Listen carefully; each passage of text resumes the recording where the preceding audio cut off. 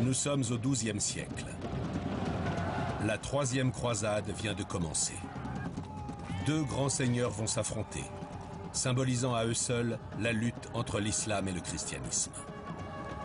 Saladin, le plus grand champion du monde arabe, et Richard Cœur de Lion, le plus valeureux chevalier de la chrétienté.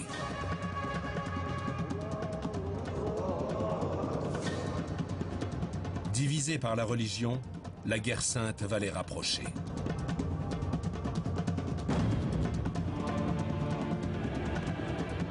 Animés par le sens de l'honneur, assoiffés de gloire et de pouvoir, Richard et Saladin vont lier leur destin à la conquête de la ville sainte de Jérusalem.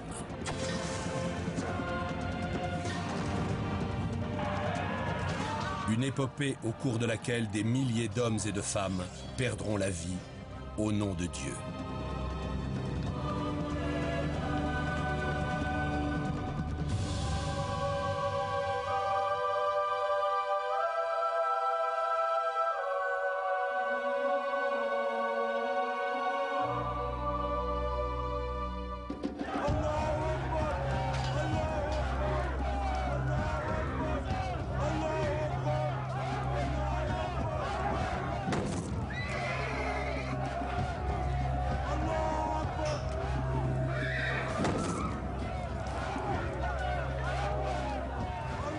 Nous sommes en 1187.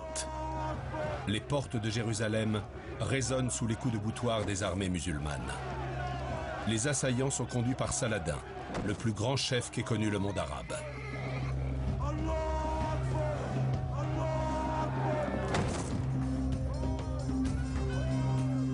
À l'intérieur de la ville sainte, la population chrétienne est terrorisée. Les mères coupent les cheveux de leurs filles, espérant ainsi leur éviter d'être violées par les hommes de Saladin. Les moines cachent leurs précieuses icônes. Ils ont toutes les raisons d'avoir peur.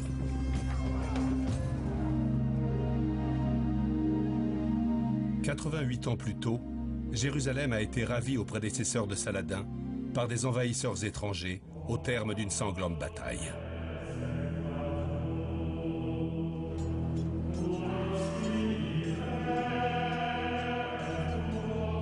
Ces envahisseurs avaient à l'époque massacré tous les habitants de la ville sainte au nom de leur dieu chrétien.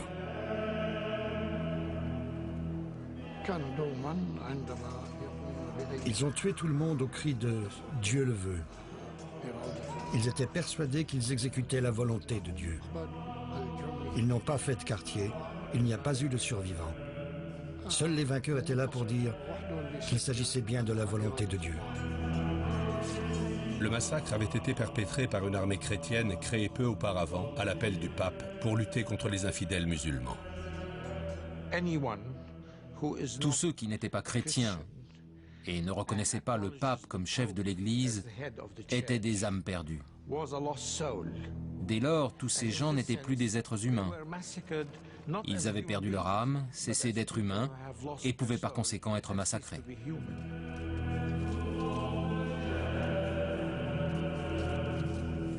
La tuerie de 1099 avait marqué l'apogée de la première croisade.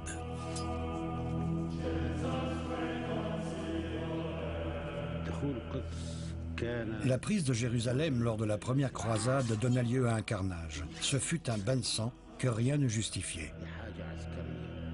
Ce n'était pas une nécessité militaire, mais une volonté d'inspirer la terreur. Le massacre de la première croisade était gravé dans toutes les mémoires.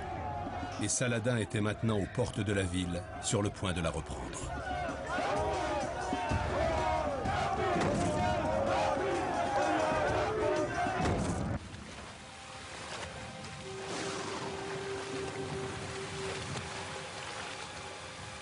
Saladin ignorait presque tout de la lointaine Europe, cette contrée étrange d'où étaient venus les croisés.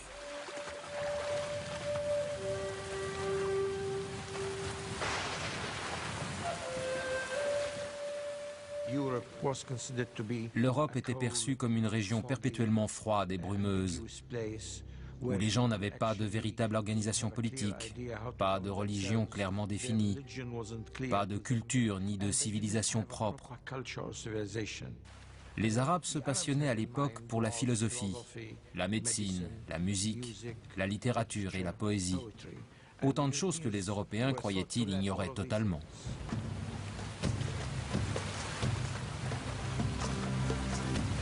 Or, contrairement à ce que pensaient les Arabes, la société occidentale s'était développée en se structurant. Considérant la valeur militaire comme la première des vertus, cette société produisait un nombre croissant de guerriers déterminés à ne pas perdre Jérusalem.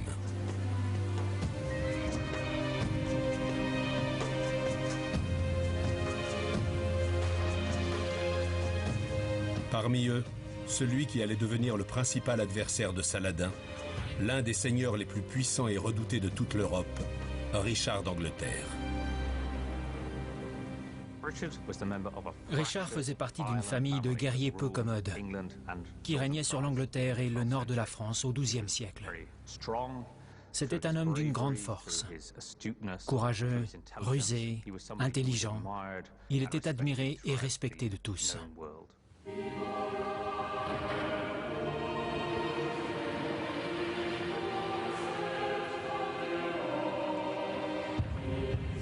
Fervent croyant, Richard était le pur produit d'une société profondément religieuse, obsédée par Jérusalem.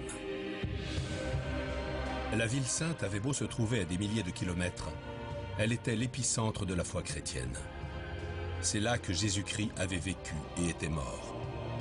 Depuis la première croisade, des générations de chevaliers chrétiens avaient versé leur sang pour la conserver. C'était une conviction profondément ancrée dans la société chrétienne de l'époque. Le fait que la terre sur laquelle avait marché le Christ, la ville dans laquelle il était enterré, ne soit pas aux mains des chrétiens, était considéré comme une offense faite à Dieu.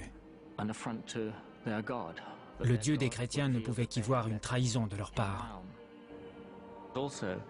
En outre, si Jérusalem tombait aux mains d'adeptes d'une autre religion, la route du pèlerinage risquait d'être coupée pendant des générations, jusqu'à ce que les chrétiens parviennent à reprendre le contrôle de la ville sainte.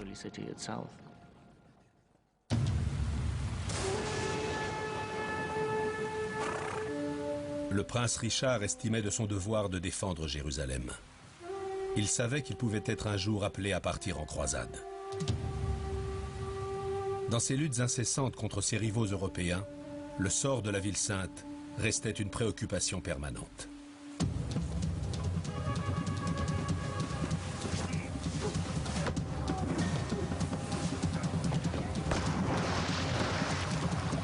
Richard avait d'ailleurs Jérusalem dans le sang. Son arrière-grand-père avait été roi de la Cité du Christ. Son père, le roi d'Angleterre, envoyait d'énormes sommes d'argent en Terre Sainte.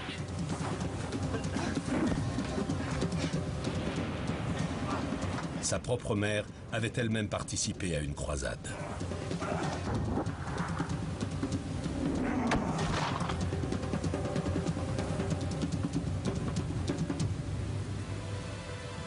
Pour Richard, il était naturel de suivre la voie tracée par ses ancêtres.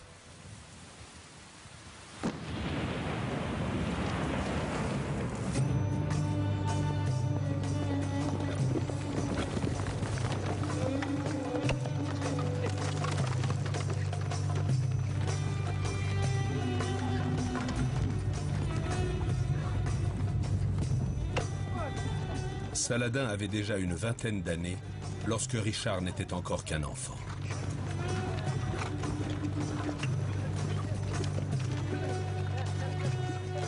Officier dans la cavalerie, grand amateur de polo, il ne pensait certainement pas qu'il deviendrait un jour l'un des plus grands héros du monde arabe.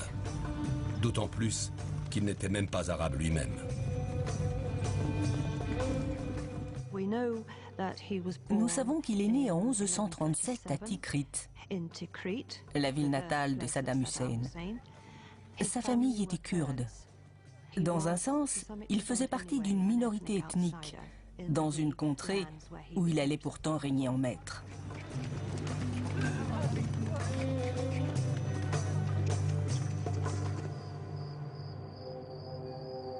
Saladin n'est encore qu'un jeune homme lorsque les descendants des premiers croisés européens, connus sous le nom de Francs, entreprennent de fortifier le royaume de Jérusalem, fondé quelques décennies auparavant.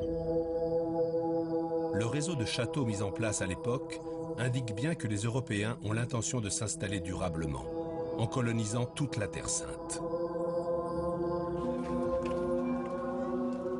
Paralysé par les conflits internes, le monde arabe ne réagit pas. Le monde arabe n'avait pas de dessein commun. Les Arabes et les musulmans en général ont mis très longtemps à trouver une solution leur permettant enfin de contre-attaquer. Ils ont réagi des années après la première croisade, alors que les croisés étaient déjà solidement implantés dans la région.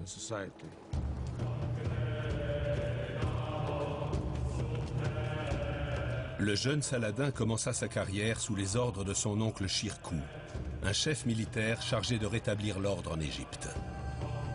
Celui qui allait plus tard unir contre les croisés les différentes factions rivales du monde arabe, entama ainsi son ascension en guerroyant avec ses voisins, comme Richard Cœur de Lion.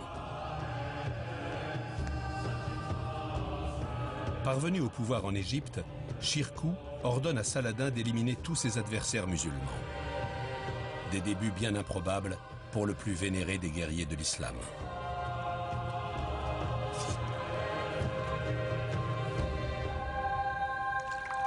Mais un événement inattendu va changer le cours de l'histoire. Shirkuh succombe à une indigestion. Saladin lui succède.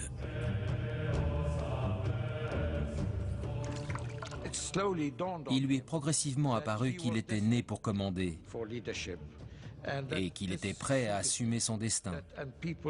Les gens étaient naturellement enclins à le suivre et il en a profité. L'Égypte était le pays le plus riche du Moyen-Orient, une base idéale pour un jeune conquérant. Dès qu'il est arrivé au pouvoir en Égypte, Saladin s'est mis en tête d'instaurer une monarchie. Au début, il n'avait pas vraiment l'intention d'aller libérer Jérusalem, mais plutôt de se constituer un vaste royaume, un empire.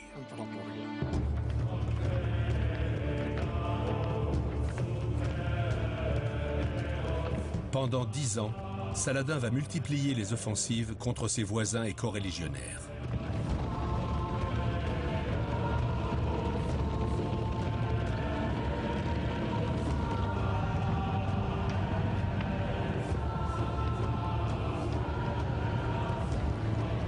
La puissance de l'Égypte lui permet de soumettre l'Arabie et la Syrie.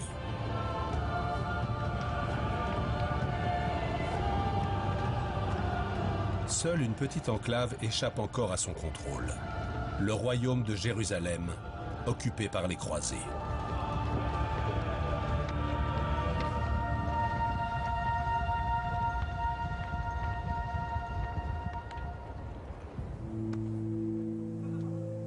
À la force de l'épée, Saladin a réussi à imposer son autorité sur tout le Proche-Orient.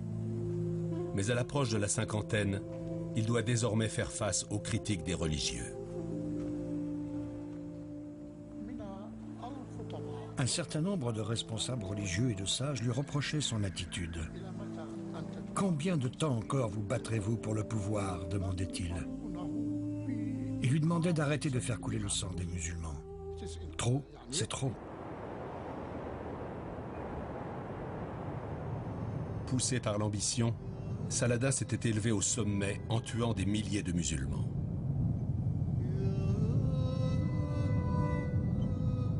Il voulait désormais se racheter et montrer qu'il était aussi un homme pieux.